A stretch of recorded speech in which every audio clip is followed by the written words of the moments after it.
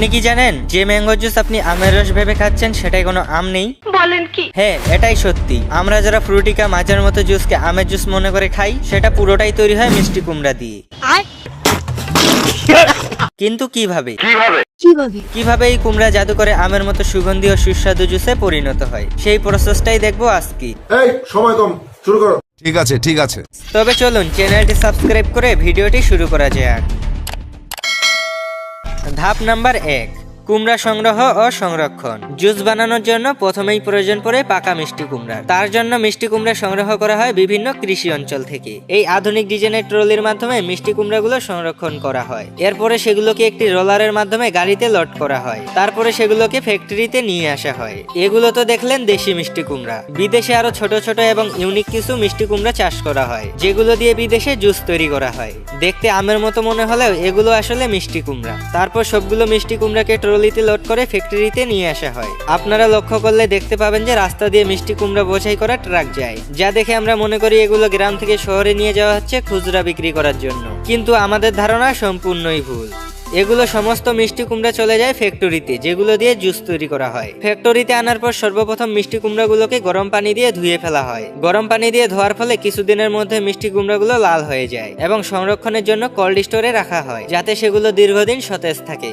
ধাপ নাম্বার 2, কুমড়া কাটিং ও প্রসেসিং। এই ধাপে কুমড়াগুলোকে ছোট ছোট টুকরো করা হয় এবং এর বীজ ও খোসা আলাদা করা হয়। তবে মিষ্টি কুমড়াগুলোকে দুইভাবে কাটিং করা হয়। অটোমেটিক স্লাইসিং মেশিন বা পেলিং মেশিন ব্যবহার করে কুমড়ার খোসা ছাড়ানো হয়, অথবা হাত দিয়েও খোসা ছাড়ানো হয়, যেই প্রক্রিয়াকে বলা হয় ম্যানুয়াল প্রসেসিং। এরপরে কিউব বা স্লাইস কাটার মেশিন ব্যবহার করে ছোট ছোট টুকরো করা হয়, যা পরবর্তী পর্যায়ে ব্লেন্ডিং এর জন্য প্রস্তুত থাকে। তবে কাটার সময় সেপারেটর মেশিন ব্যবহার করে বীজ ও আঁশ আলাদা করা হয়। অনেক ফ্যাক্টরি মিষ্টি কুমড়ার বীজগুলো শুকিয়ে বিক্রি করে, আবার অনেক ফ্যাক্টরি সিড প্রসেসিং প্ল্যান্টে পাঠিয়ে দেয়, যেখানে কুমড়োর বিচিগুলোকে প্যাকেটিং করে বীজ হিসেবে বাজারজাত করা হয়। কিছু ক্ষেত্রে বীজ পশু খাদ্য ও সার তৈরিতে ব্যবহার করা হয়, আবার কিছু কিছু ফ্যাক্টরি এটি বর্জ্য হিসেবে ফেলে দেয়। এরপরে কুমড়ার পিসগুলোকে ভালোভাবে ধুয়ে ফেলা হয়। তারপর ছোট ছোট টুকরো করে এটিকে মেশিনের সাহায্যে পেস্ট তৈরি করা হয়। এরপর পেস্টগুলো 5 কেজির একটি প্যাকেটে ভরে সিল করে দেওয়া হয় এবং প্যাকেটগুলোকে ড্রাই আইস মেশিনের মধ্যে রেখে দেওয়া হয়, যার ফলে কুমড়ার পেস্টগুলো জমে বরফের মতো হয়ে যায়।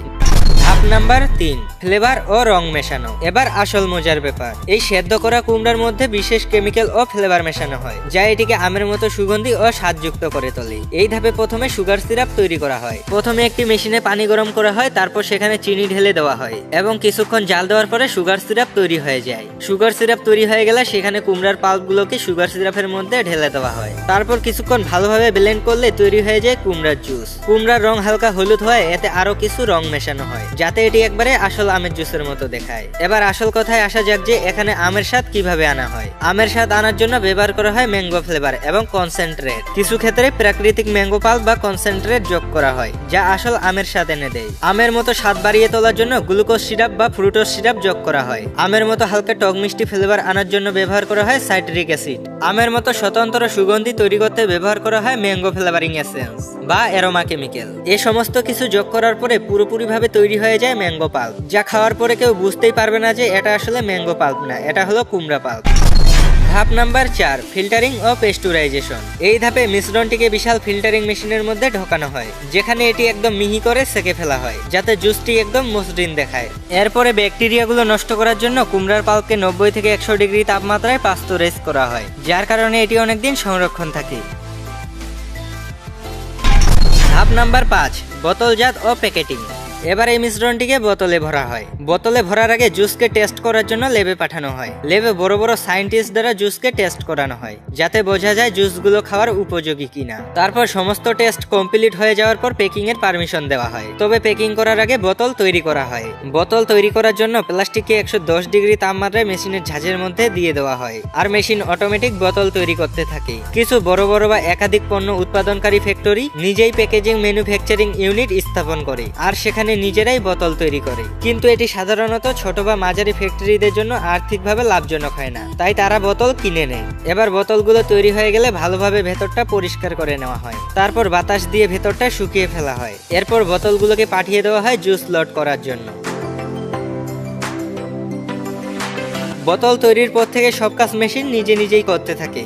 বোতলের ভেতরে জুস ভরে সেগুলোকে প্যাকিং করা, তারপর প্যাকিং হয়ে গেলে উপরে লেবেল লাগিয়ে দেওয়া, সবকিছুই মেশিনের মাধ্যমে করা হয়। তারপর শ্রমিকরা সেগুলোকে কার্টুনে ভরে প্যাকিং করে ফেলে।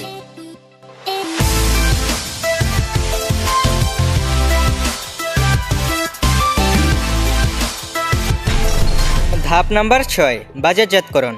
অবশেষে এই মিষ্টি কুমড়া জুস বিভিন্ন দোকান ও সুপারমার্কেটে পাঠানো হয়। বড় বড় গাড়ি এসে ফ্যাক্টরি থেকে জুসগুলো লোড করে নিয়ে যায় এবং বাজারে বাজারে ছড়িয়ে দেয়। আমরা যখন বোতল খুলে খাই তখন আমাদের মনে হয় যেন আমরা আসল আমের জুস খাচ্ছি। এখন প্রশ্ন হচ্ছে, এটা কি আমাদের সঙ্গে প্রতারণা নাকি এটি স্বাভাবিক প্রক্রিয়া? যাদের মধ্যে এই ধরনের প্রশ্ন তাদের উদ্দেশ্যে বলছি, আম এবং মিষ্টি কুমড়ার মধ্যে ভিটামিনের দিক দিয়ে তেমন কোনো পার্থক্য নেই। দুটি ভিটামিন এ এর উৎস। তবে আমের থেকে মিষ্টি কুমড়াতে প্রচুর পরিমাণে ভিটামিন এ থাকে। প্রতি 100 গ্রাম মিষ্টি কুমড়ায় 10,000 IU ভিটামিন এ থাকে এবং প্রতি 100 গ্রাম আমে 550 IU ভিটামিন এ থাকে। অর্থাৎ ভিটামিন এ এর দিক দিয়ে মিষ্টি কুমড়া সব থেকে সেরা। আবার ভিটামিন সি এর দিক থেকে আমে ভিটামিন সি এর পরিমাণ বেশি। তবে জুস যেভাবেই আর যা দিয়েই তৈরি করা হোক না কেন, খাওয়ার পরে নিমিষের মধ্যেই সব ক্লান্তি দূর হয়ে যায়। আপনাদের কাছে কি মনে হয়, এটি কি প্রতারণা নাকি স্বাভাবিক? কমেন্টে জানিয়ে দিবেন এবং নেক্সটে কি টপিকের ভিডিও দেখতে চান সেটিও কমেন্টে জানিয়ে দিন।